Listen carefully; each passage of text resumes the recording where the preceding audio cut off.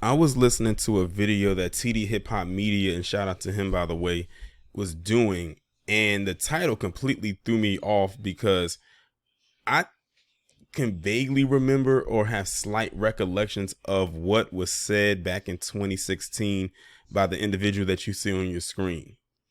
And to have it circle back around again is even more disgusting and very distasteful. Now, one thing you're going to have to come to realize for those who are new to my channel, I have a series of videos called bedbuckkken videos and bedbuckkken. And when it comes to those videos, that's basically when I'm highlighting. This is me highlighting the Sambos, or as I call for the women, I call them Sambets of the community. No matter where they are, whether they are low tier or have a status to themselves, and it doesn't matter where they are. And I didn't think I would actually have to do one on a former president, but here we are. And when I get into it, you'll understand exactly what I mean. So I came across this article on Roll Call, which is ironically the same article that TD Hip Hop Media was referring to as well when it came to this story that I'm going to bring to you, because it's the only one that's talking about it. And literally the title reads, "Cousin Pookie Problem Still Unsolved by Democrats as Biden Tries on Midterm Coattails." This guy on your screen back in 2016 literally referred to black men as Pookie and Ray Ray. As we all know, that is a common terminology that's floating around or has floated around the black community for many, many years. And we know what it means. And it's not a term to be taken lightly, nor is it a term of positivity at all, because it's basically referring to the low brow or how can I put it, the not so good vibes and energy of the community, specifically when it comes to the black men of the communities, and even the boys. You can throw let's just say black males, whether it's boys, teenagers, or even grown men. And that's a terminology that is very, very, very insulting. And it's even more insulting coming from a person who was a former sitting president. And then to try to insult that group into voting for you, when we know that all black men don't fit into that category. But to use that as a blanket statement on every black man is very disturbing. But it doesn't surprise me, considering how this guy right here has talked down on black people for so long. And unfortunately, some people are still encaptured or very enthused anytime he speaks. I've been fell off the bandwagon, especially for me. It was when he said that if we didn't vote for Hillary Clinton, that we would be ruining his legacy. And we're sitting there saying, like, what legacy? And what does us not voting for her have to do with your so-called legacy? That was crazy. And then it's like, ever since then, that's when the fangs really came out. See, the thing is, if we don't vote for them and we don't support them, that's when they really show their ass. They show it all the time, but then they really, really show who they really are. Like when the veil is being lifted. And I'm going to be honest, his wife is no better. To sit up there and insult us like that and think you're going to get something? No. You're just going to have to be unhappy. And very upset and very angry, and it is what it is. You're not going to insult us into doing whatever it is that you want us to do for you, and we don't get anything in return. Like I said, you are not going to have us do all of this stuff and jump through hoops and hurdles like we a damn circus seal just for us at the end of the day for you to give us your ass to kiss. Nope, not happening. You're just going to have to be very upset again come November 8th, like you were 4 years ago and 4 years prior to that. Now, let me go ahead and read this article coming from Roll Call that was posted October 21st, 2022. Barack Obama knew in November 2016 that Hillary Clinton and other Democratic candidates had a problem. It was and still is the quote unquote cousin Pookie problem. The Thursday before Election Day that year, the then president talked to a predominantly black audiences about a fictitious couch dwelling family member who was much more interested in other activities than casting a ballot. Evidence suggested then and does again with just 17 days into this cycle's midterm elections. Quote unquote Pookie is again not very fired up about the party's slate of candidates. And just like in 2016, it is creating more than a little angst for Democratic candidates and strategists. Democrats should do more to empower black male voters. Jermaine House, senior director of communications at HIT Strategies, a consulting firm that works with underrepresented communities, and told Roll Call, it is not just about giving them more reasons to vote, but also about showing them the progress from the prior support and vote for Dems. If they believe their vote created change in their community, then they will believe their vote has power and they are more likely to vote again. Keisha Lance Bottoms, aka Sister Girl, a former Atlanta mayor who is now senior advisor to President Joe Biden, said recently of swing state Georgia that she is also very concerned about the lack of enthusiasm in our state right now. And see, that's the thing. They know the issue. They know what the issue is, but they resort to insults and name calling like that's supposed to solve their problem. They know what the issue is. They can even solve the issue if they really wanted to. But the thing is, they choose not to. Well, guess what? We choose not to support and vote for you. How about that? Because the thing is, you need us way more than we need you.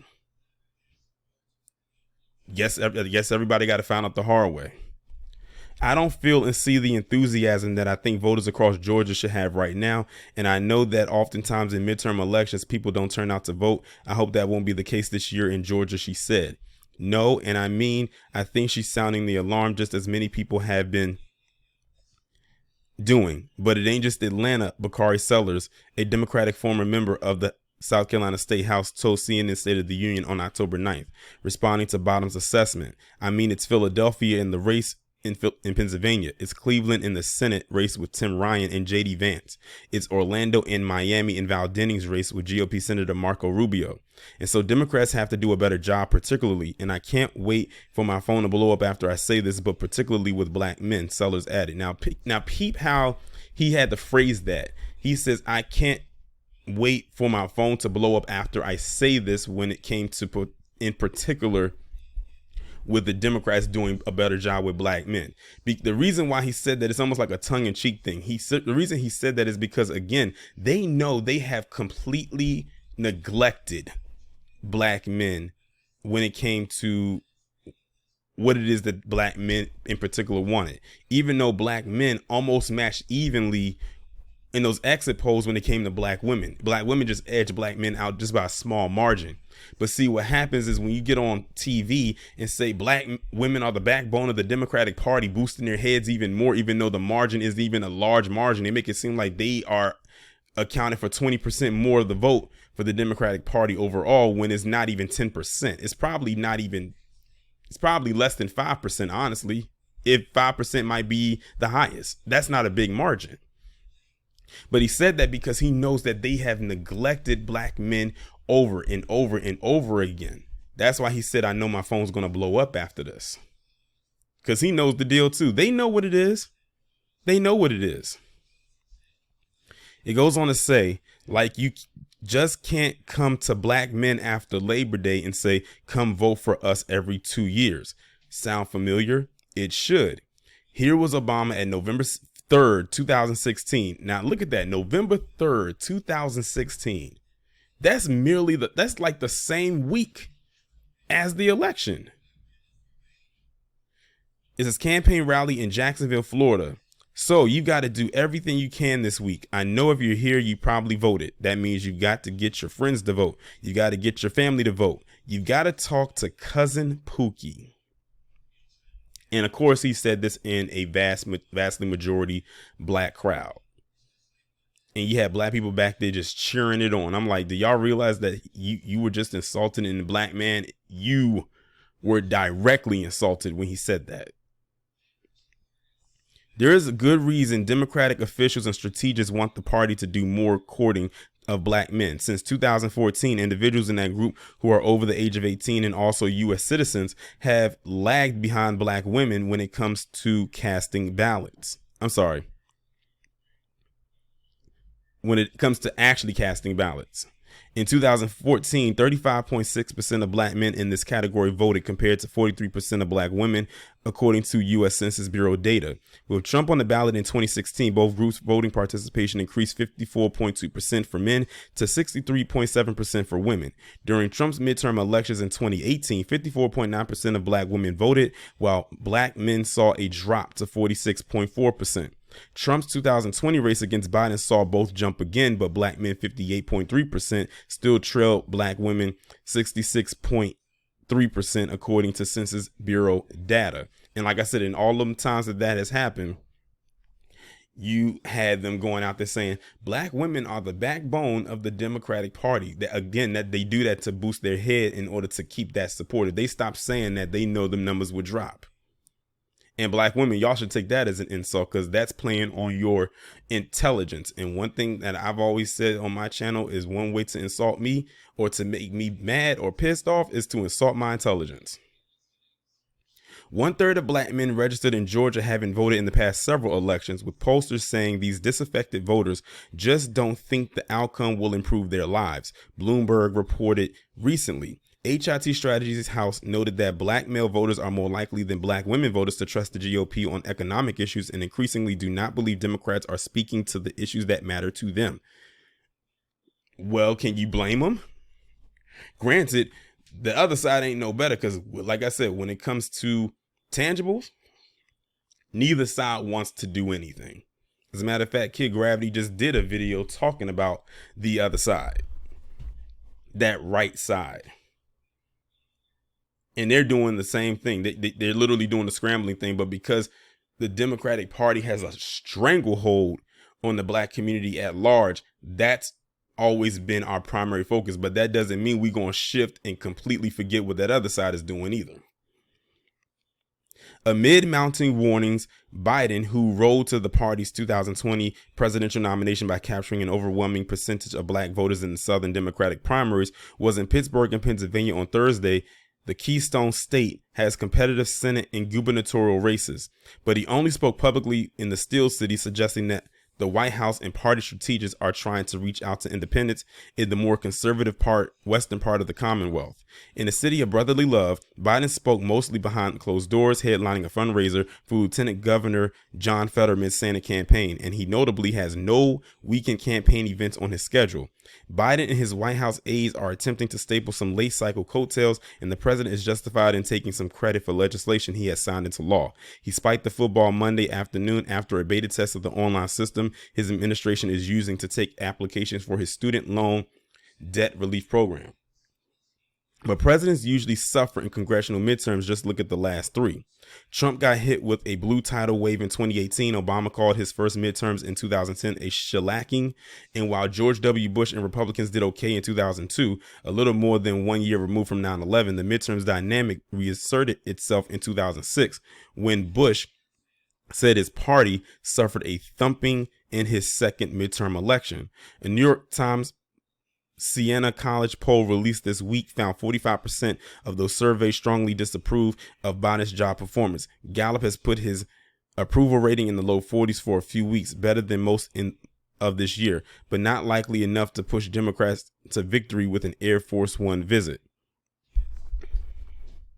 I'm going to jump around the article a little bit just to get back on topic and focus on things, because it kind of got off and like literally went to other areas. So if it sounds like nothing that I'm about to read is connected to what I just read, that's why.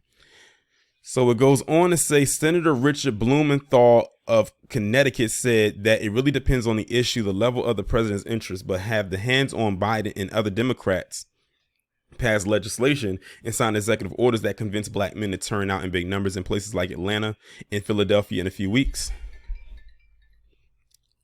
There is a growing sense the answer is no, with just 22% of black voters surveyed this month by the GRIO and the Kaiser Family Foundation saying Democrats have done little to help them. There has to be more direct, engaged approach with black male voters who, by all intents and purposes, after African-American women, are the second largest turnout base among registered Democratic voters, Sellers told CNN. And that's just something that we haven't done forever, and it drives me crazy. House agreed, saying this week that Democrats need to show how black men's votes made a tangible improvement to their lives. Black voters' perception of vote power nearly directly correlates to voter turnout. Democrats need to show how black men's past votes have made a difference in their lives instead of just making promises for the future. Call it the cousin Pookie, quote unquote, cousin Pookie problem, same as it ever was. And that whole last thing right there is, see how they coming in late in the game trying to say, well, just show what black men have done, like show what their black vote has done for us and, you know, what we can do for them. At this point, there's nothing you really can do for us except cut the check. If that's not on your agenda, because that's on ours, if it isn't on yours, then we have nothing to discuss here. We only have one simple but major demand of either party, or both parties, quite honestly, and that is to cut the damn check. If you can't do that, then move out of the way and we will keep going the opposite direction. We don't need to listen to any more fairy tales. We don't need to listen to anything more about hope. We don't need to listen to anything more about believe in me and all of this other nonsense. We've heard it all before. And it's the same song and dance. It just goes in one ear and out the other, because y'all know all you got to do is jumble things up like a word salad and serve it on a platter and think that we're going to eat it like it's a delicacy, and it's not. Hell, I would probably rather go to McDeath and then eat whatever it is that you serve in front of me at this point. But as for the person on your screen referring to the whole thing as the cousin Pookie thing, I'm glad that it is still a problem, because that's just showing black men have decided and, you know, formulated in their mind for themselves that we're not going to be insulted by anybody. We don't care who it is. If you're not going to do good or great or phenomenal by us, then we're not going to do the same for you. This is a give and take type of thing.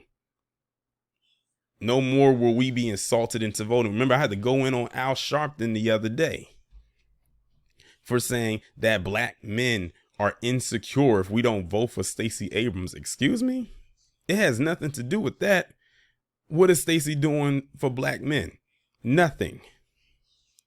So you resort to saying we're insecure, or in this case, 44 saying that, calling us cousin Pookie, that you think that's going to work.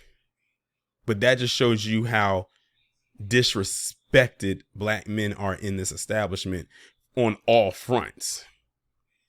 Well, we'll see how disrespectful we really are when November 8th rolls its ass around here.